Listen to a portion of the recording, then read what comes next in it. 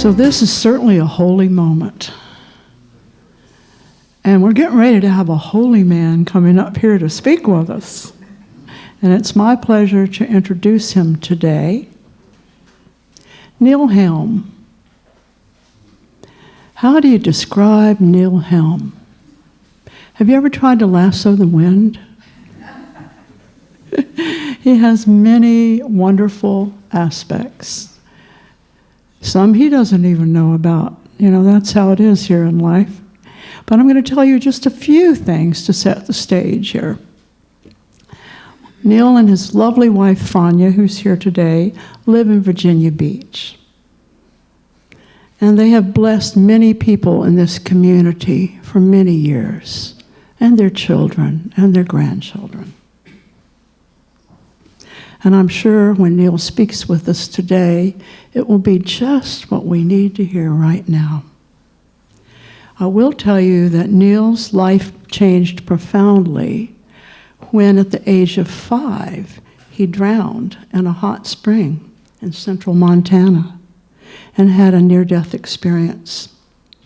And he subsequently became a conference speaker, journal article writer, and a researcher on near-death experience. He enjoyed a long career in space and advanced communications research in corporate, government, and academic entities for over 40 years. He directed a space research center. He's done all sorts of things, indeed. And he's also been nominated in 1995 for a Nobel Peace Prize for his humanitarian efforts that included research and development of satellite-based global disaster communications systems and networks, and so forth and so on. I mean, he can tell you more details when you want to know that. But what I do know about Neil is whether he was home baking cookies or doing any of these things, his soul's in it, and his love is in it. And that's what it's all about. He also was a scholar in residence at the ARE and conducted research. He assisted faculty and students with their research and supported students as they completed their projects. And he's keenly interested in the field of transpersonal psychology, and he got a PhD in that discipline. And his dissertation was entitled "The Effects of Near-Death Experiences on Religious and Spiritual Beliefs." And so we have a lot to look forward to, whatever it is you're going to share today, Neil. And we invite you up here and open our hearts and minds to hear your message.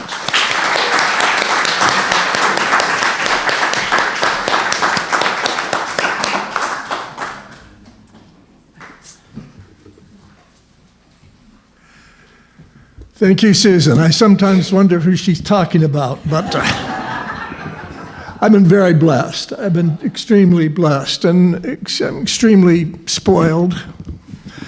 And I've been helped along the way a lot by God, of course, and by spiritual connections, and by so many people and families, and I'm reminded, I'm so pleased to be here today because you're my family. You are my family, and we're together, and this togetherness is so wonderful.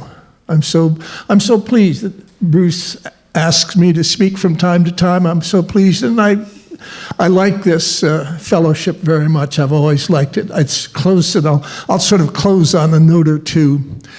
I saw in the Susan's little web thing that she puts out that I was going to do a springtime message, and I thought, oh, well, that's easy. We'll just take everybody outside. I was going to talk about transformation. So we'll just take everybody outside, and we'll stand in the sunshine, like the song said, sunshine makes us happy, and we'll do an and look at the transformation of the leaves on the trees and all the beautiful flowers, and then we'll go home. Huh? It's not going to happen. No, I'm pleased to be here and share with you this work on transformation. Both transformation and the quieting and just the difference levels of consciousness I want to share, and different types of consciousness today that lead often to transformation. And a springtime event way back, it's 71, I went to a retirement party. I was invited to a retirement party in Washington, D.C. at the Army-Navy Club for a gentleman by the name of Dr. Edgar Mitchell, Ed Mitchell. And as some of you may now remember, Ed was the 6th person to walk on the moon, and he was Apollo 14. And 11, 12 were before him, 13 was canceled, and that's an interesting story because Ed and Deke Slayton and Jack Shepard jumped in the 14 module, which was built. And really, with my NASA friends, we know that it was that group that stayed in the module for 3 or 4 days while 13 was in trouble coming back. And they talked them when 13 astronauts were getting lightheaded and losing oxygen. It was the 14 guys who were saying, now push this level. Now, and then we'll count down together, and then in their module, and they really helped bring 13 back. And Ed Mitchell was given a leave of absence from the astronaut corps to go to MIT and get a PhD in science, in astronautics, aeronautics, and astronauts. So it was quite a good move on the part of NASA, and they were going to make him their chief astronaut when he got back. And in the Apollo days, this was a big thing. So I went to his retirement party just a couple of months after he came back from Apollo 14, which was February of 71. And I listened while he talked about coming back in the space capsule after being on the moon.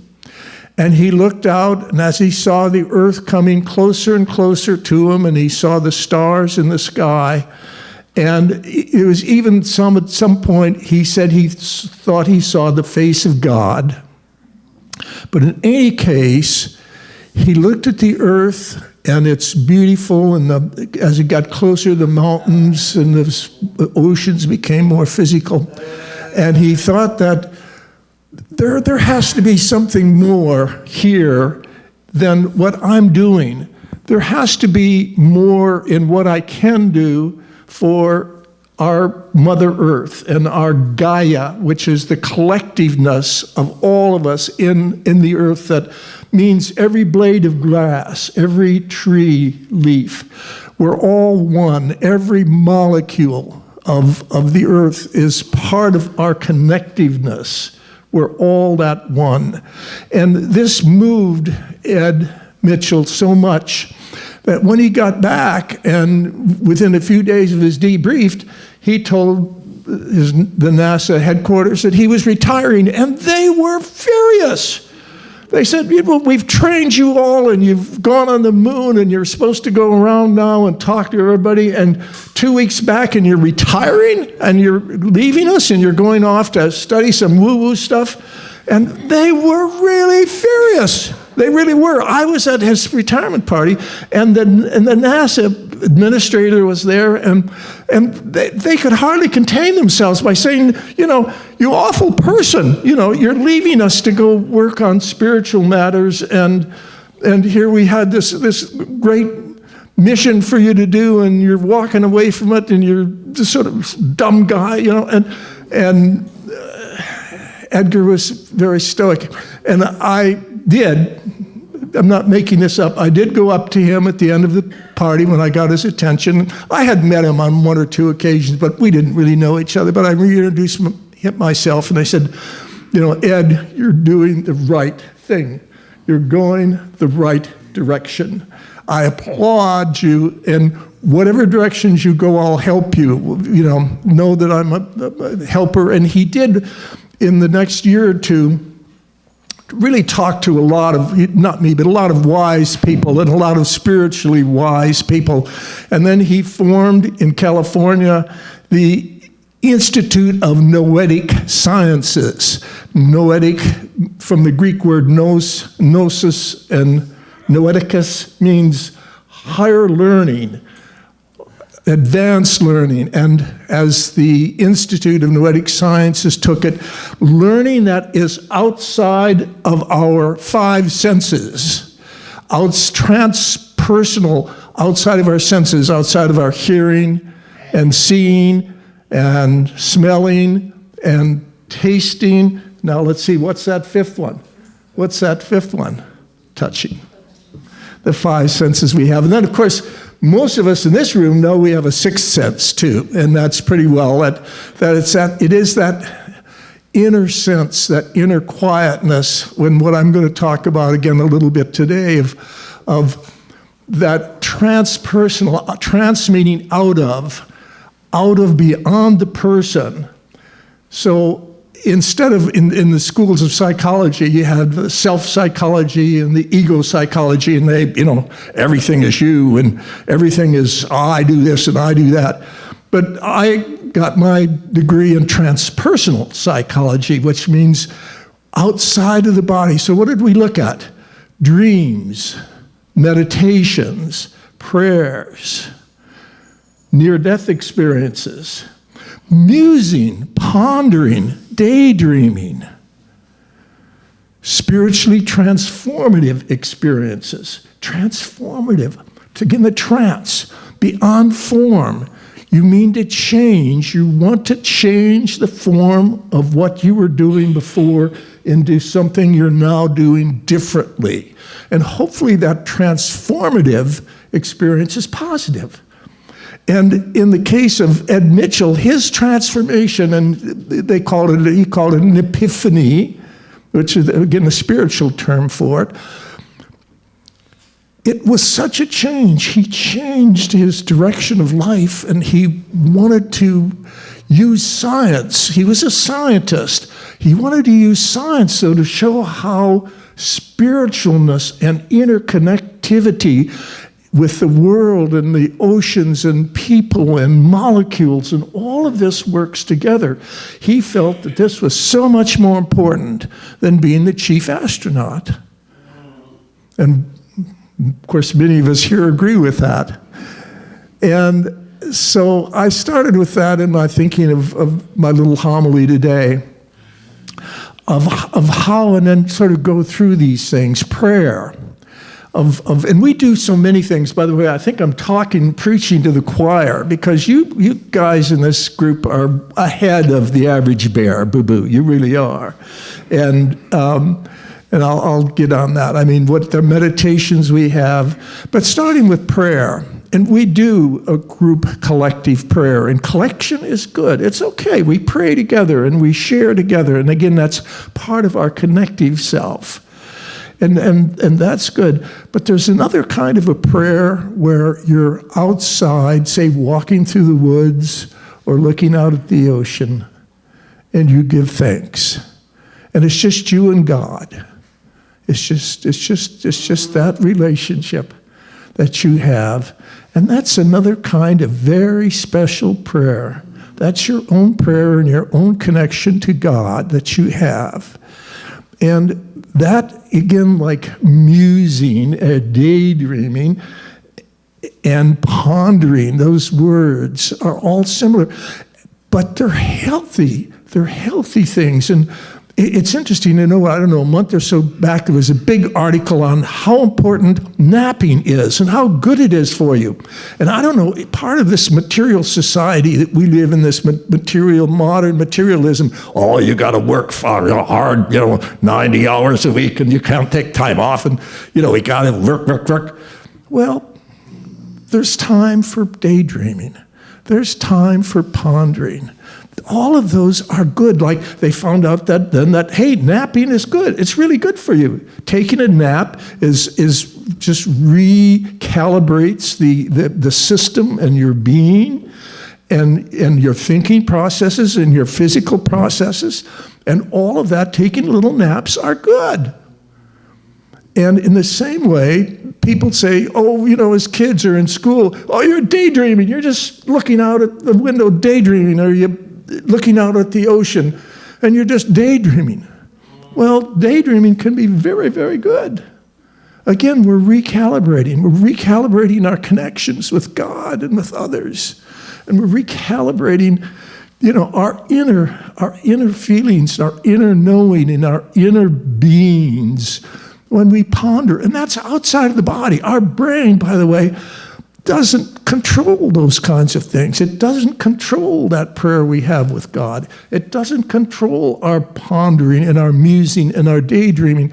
And it doesn't control much of our meditations if we meditate correctly. And again, why are all of these things in the near-death experiences and the transformative experiences, why are these so important? Because in this material world, we're all beginning to run a little bit too fast, too often. And we find ourselves jumbled and mumbled and tired at night.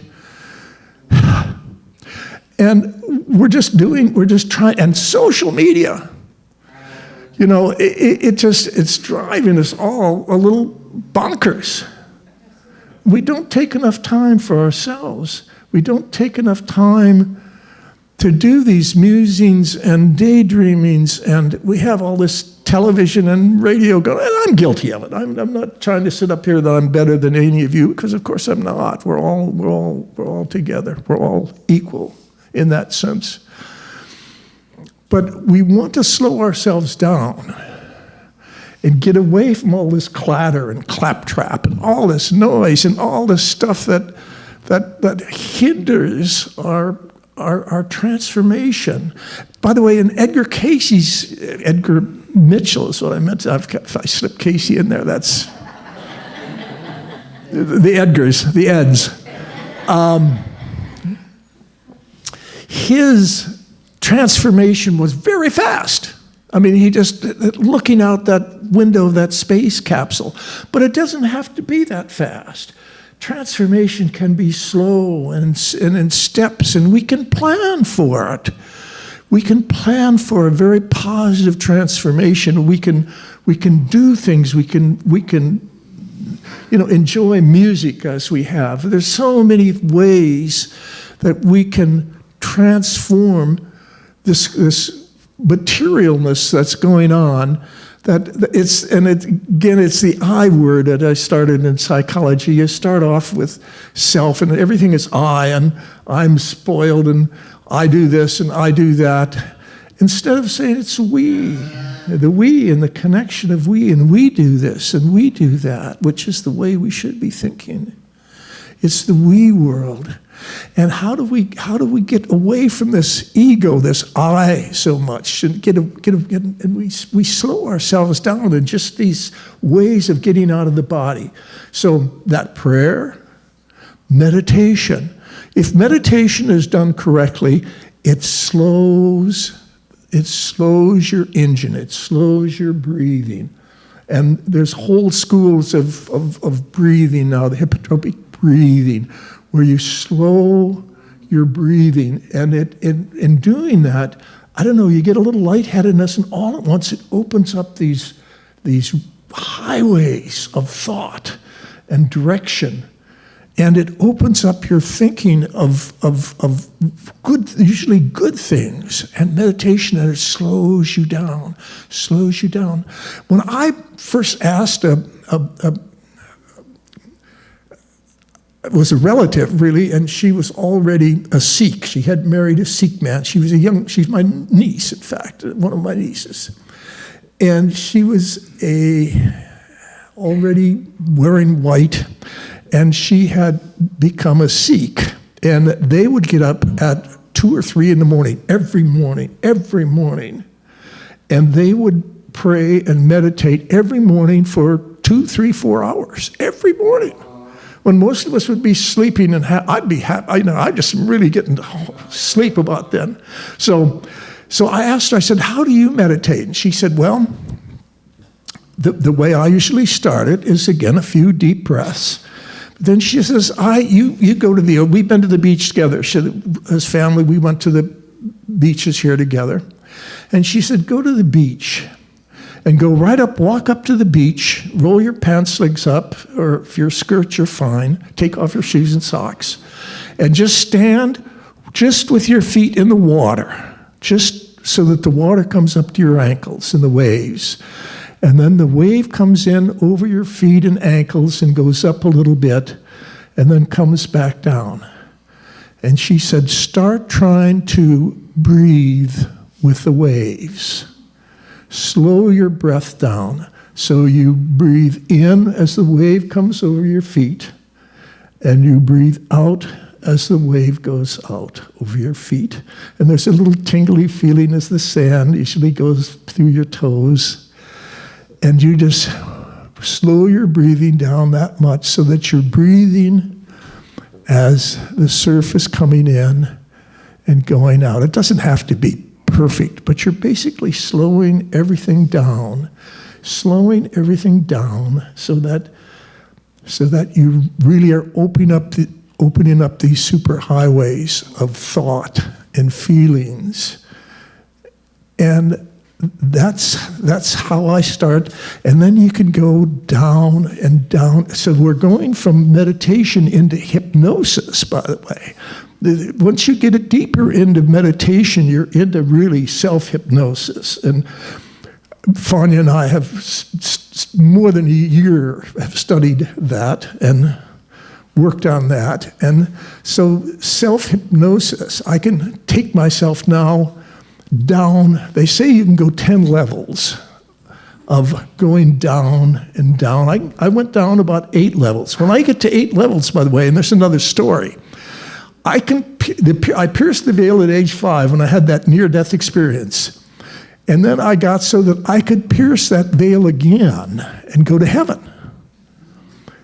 I could go to heaven and see God and see relatives and friends who've died, dogs and cats who've passed on. They're all there. They're all there. If you want, all you do is if you want to see them is you just imagine that they're there. You want them to be there, you imagine that they're there. And if you want to see Aunt Jenny looking like an aunt, you look like an aunt. When Aunt Jenny does it, she looks like she's 19 and really beautiful. And it's however you want them to look on the other side, they look that way. And I had my council of elders talk to me about when I wanted to come back in the next incarnation, if I want to come back, possibilities. And so there were council of elders. They looked old, as elders should look. And the lady in the council looked gorgeous. Of course, when she wants to be 19, she can be 19, but she's a beautiful gray-haired lady. And so I can go down in hypnosis to levels where I can travel like that. I can travel, and you go down, and so you go from the water and you slow yourself, and then you go down steps. You go down escalators if you want to go down escalators, or steps or elevators. You just go down and you walk down steps. You walk down steps. You say little prayers and little mantras, and you walk down and down and down and down and down. And you get yourself down into levels of self-hypnosis. It's fun. So, meditations, prayers, dreams. Oh my goodness, how wonderful dreams are. They're really, their dream in most cases are working through what we've done today, or what's bothering us, or what we're planning to do tomorrow, maybe. And so they're really coming back to us, what's on our mind, and what we want to do or planning to do. And it doesn't always have to be this way. I'm a lucid dreamer, so I can move my dreams around. And if I get in the morning with a very good dream, I'll start the next night with the same dream. I'll pick it up again and go with it. And if it's a fun dream, it's a good dream. And dreams should be happy, and you should be able to have fun with them. And they rarely, I know, or not rarely, in some people, dreams can be not so positive, but we should be able to try to work through them and make them positive. I do that in my lucid. I did it last night. I had a short period of a little bit of trauma when I speak, as much as I love to do it. I always, well, am I going to do it? I'm going to fall, trip over the rug getting here or something like that, and so I have to work through those kinds of things in my dreams. And so I had a very sort of negative little bit of one of the dreams last night. But I'm lucid dreaming. I said, wait, no, I don't want to dream that. I'm going to stop that dream right now and move it in a positive direction, which I was able to do. So dreams, prayers, meditations, near-death experiences, my goodness, you've heard me talk on that much too much already, but from time to time I'll share that again. Transformative experiences, that's what we're talking about today. How to transform, how to be transformative. And we've got, again, how our seasons and how our earth and how everything transforms and is beautiful, and we've got to work on it, though. We've got to, and as playful as we are and all of these daydreamers we do have to work on some things. We have to, work on this connectiveness and work on our dreams, and help them along a little bit if they start going astray. And if you want to, again, how do you dream? Like I was showing you meditation as I do it. For a period of time, I woke up and would write them down. But that really disturbed not only my sleep, but the sleep of the person, my wife. And so for a short period of time, I got in there, $20, $30, a little handheld mic. And then when you write them down, you'd have to turn on a light and find a pen and get the piece of paper and all of that. And it wakes you up. So now there's these little handheld microphones, $30. And you just get up and you just mumble into it. You just have a dream and you stop. Usually, in my case at least, I have to tinkle. So, I get up and I talk, to go over my dream and tinkle and go back to bed and sleep again. And so that way you record your dream so that the next day, if you want to, you can hear what you were dreaming about, and then this builds patterns and pattern recognition of what you're dreaming about. And it's important to understand what your dreams are and where you're going with them and how they can help you in this transformative process. Again, I'm preaching to the choir here. You're all so good. And why I do like this fellowship here, and I'll end with this. We do it right. We start off with meditation. You start off and you slow down. And that's so good, and we slow down. And then we have some nice music, and not only is it spiritual and glorifying God, but as Bruce sets it up, we have some fun songs. Songs that as childhood or somewhere along the way, we heard this popular song, we like it. Doesn't always have to be spiritual. We have fun, we sing, we have a good time. And relax, and we have fun. And then the readings, of course, are good, and then you have to endure somebody speaking and giving the message, but that's normally always good. And then we have, again, so we get towards the end in our prayers, and then the Om. By the way, the Om is so important. Some say in Sanskrit you go back to the earliest written words, and before that you had the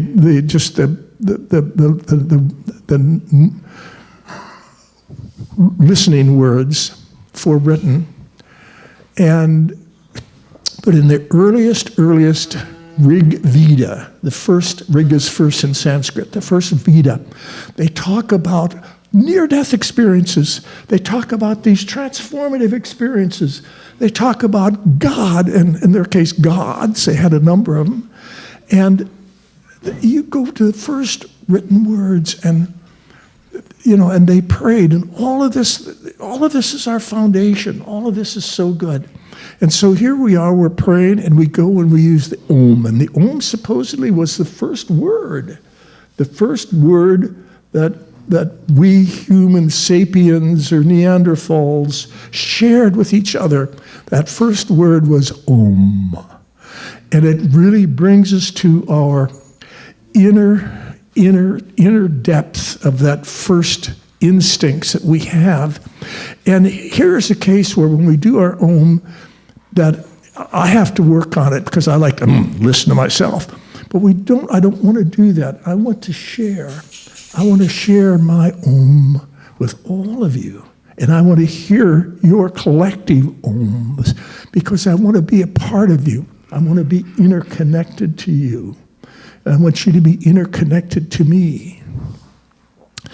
And that and then we have the final sort of music and the prayers, and then we get together and we greet each other again. And by the way, greeting is good, and the physiologists say touching each other, by the way, is basically good. We as humans, other than we got this puritanical middle class stuff that still runs through us, but touching each other, by the way, they say we like to be touched. Basically, we all like to be touched. We have to do it appropriately. And we have to give it with consent. But greetings, and as we do here, if they're done appropriately, and I say appropriately, if someone puts out their hand, you take their hand. I mean, if someone looks like they're going to give you a hug, we can give a hug. And by the way, hug doesn't mean that you slobber on their cheek and nibble on their earlobe. That's inappropriate. And that's not consensual. Usually, and so you end with this sharing and touching, which is good. You know, we just shaking hands and smiling, showing that our eyes twinkle and we like each other and we're interconnected to each other, and that's all good. And we're all together and we're all doing it. I love you all. Thank you.